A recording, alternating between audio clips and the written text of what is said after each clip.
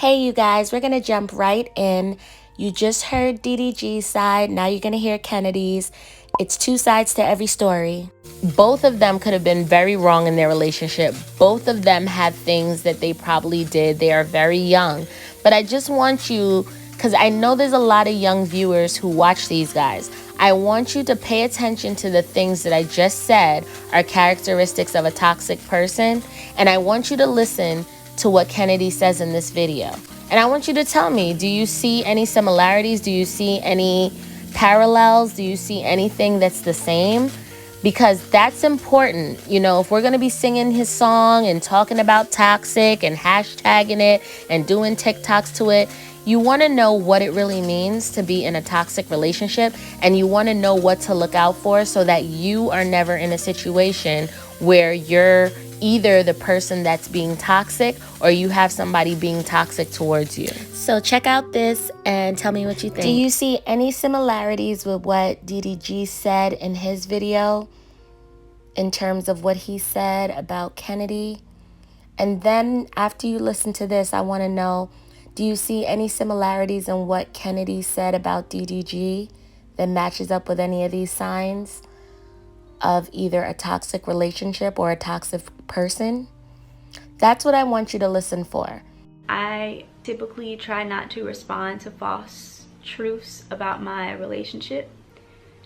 And I have really tried to keep my emotions in, despite what someone that claims they love me said about me. Yes, I am single. Daryl is correct. I am single. Me and Daryl were a team on camera and off camera. And for someone to label me as someone who is gaining for my own personal gains is just extremely hurtful, because it suggests that that person didn't get anything out of it and I was the only one. We both benefited and Daryl knows that. And for someone to suggest that without them you will be nothing is extremely selfish when we both gain from this relationship. With that being said, ladies and guys, I want you to know that this true love that I have for Daryl is not going to go away overnight. It will take time for me to get over, and seeing the things that Daryl has posted about me over these past few days is hurtful.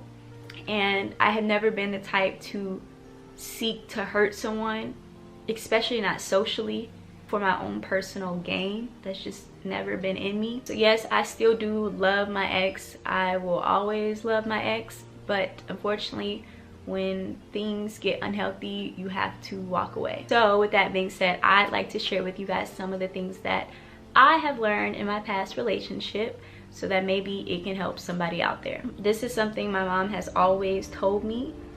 I'm mainly talking to the ladies when I say this, but guys, this goes for you too. When you love someone, you love them unconditionally. Love never has conditions. She always tells me this. Love should never have conditions on it, period. And know that love isn't jealousy. Love is not a competition. Love is not destroying your personal properties. Love is not giving and then taking back and then boasting about what you did for someone. Love is not reaching out to tell people to DM you minutes after a breakup. Literally minutes.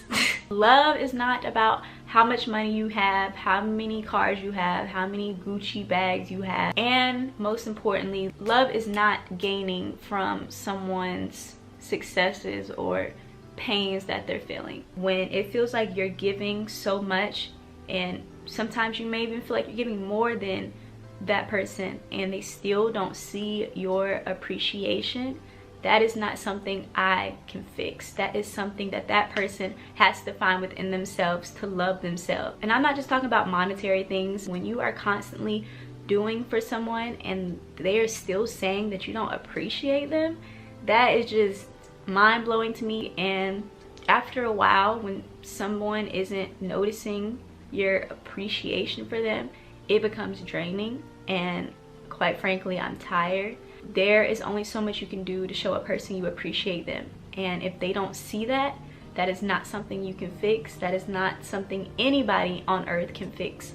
That is something that that person has to find within themselves. So in return, in a relationship, you'll be made to look like you didn't do enough, you didn't love them enough, when in reality you've done everything you possibly could. And to Daryl's point, I have never been selfish in our retired relationship. I have always considered Daryl's feelings in everything I've done, even when I should have been a little selfish. I haven't. I always thought about Daryl. I always thought about his feelings too. And for those of you that don't know me and are judging me based off of this one-sided story or video about me, I came from a good home.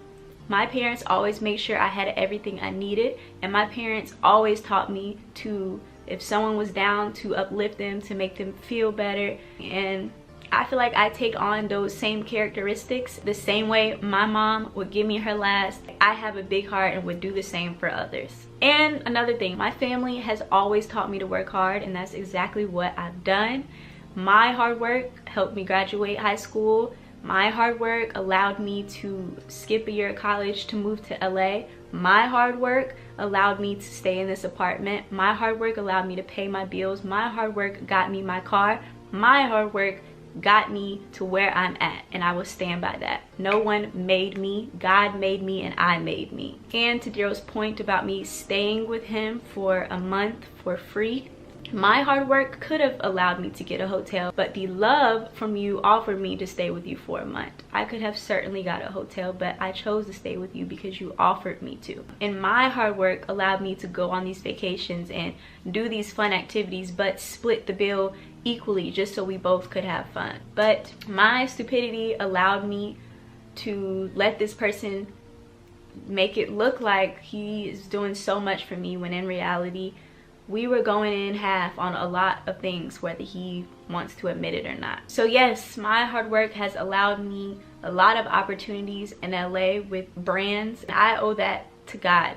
God got me those opportunities. God got me these brand deals. Honestly, I don't feel it's necessary to come on here and go through every specific detail about what was said by Daryl in his video. And for someone who I believed really cared and loved me, it hurts to see them try to make others view me as this money hungry, selfish, clout chasing person when they know I'm not, and I know I'm not. If you don't see that, that is okay.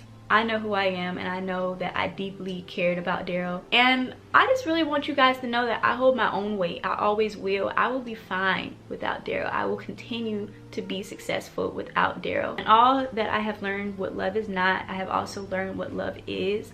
And love is supporting each other. Love is trusting each other. And love is not expecting anything in return. So Daryl, if you're watching this, I would like to say that I will always love you. Thank you for showing me what love isn't. And you made a really good point in your video that everyone is in your life for a reason or a certain amount of time. I really, really do thank you for being in my life for this season. I learned so much about myself. I learned that I need to respect myself more. I need to remember my values more, and most importantly, I need to get back to remembering my dreams, remembering what I came to LA to accomplish. And I was so deeply in love with you that I forgot about me. I forgot about Kennedy. I will not continue to lose myself in caring so much about a person when they don't even see your appreciation for them. But I am definitely going to get back to caring about me and thinking about my self-worth and respecting myself enough to walk away. And to the King Killers, I want to say thank you guys so much for sticking with me. Y'all know the real me. Y'all know I have never been a selfish person, or to use someone, or to make them not feel appreciative. That has never been in my heart. And I try to be as genuine as I can. Well, you guys, so that goes on a little longer, but I stopped it right there because I think that was a good point. I want you guys to think about it. Did you hear anything that sounded anywhere near some of the things I mentioned before. I hope you got something out of those videos because I really think they send an important message home to a lot of the kids that watch DDG and Kennedy, just to make sure you're not skipping and ignoring certain signs that you see in the relationships that you guys are going to start or the relationships that you guys already have. I hope you enjoyed those videos, and I hope you enjoy this flashback that I'm going to play for you right now. Anyway, the guy that I want to shout out in this video, he did a rendition of Didn't We Almost Have It All, and I found it to be very perfect to go with the theme of this video.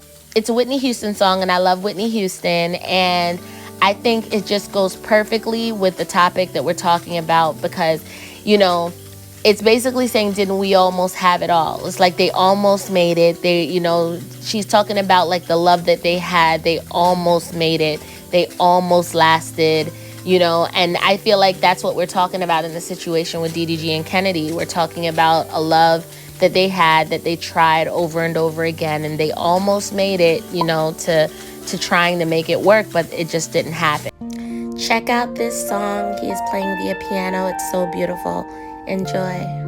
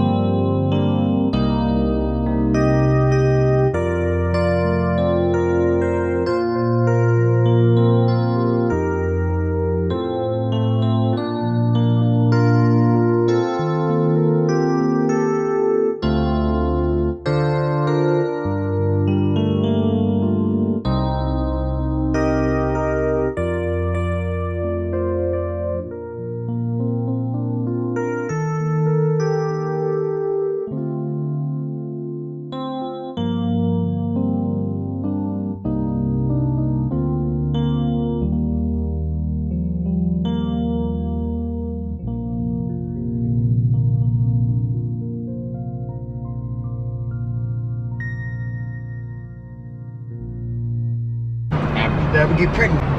Never get pregnant.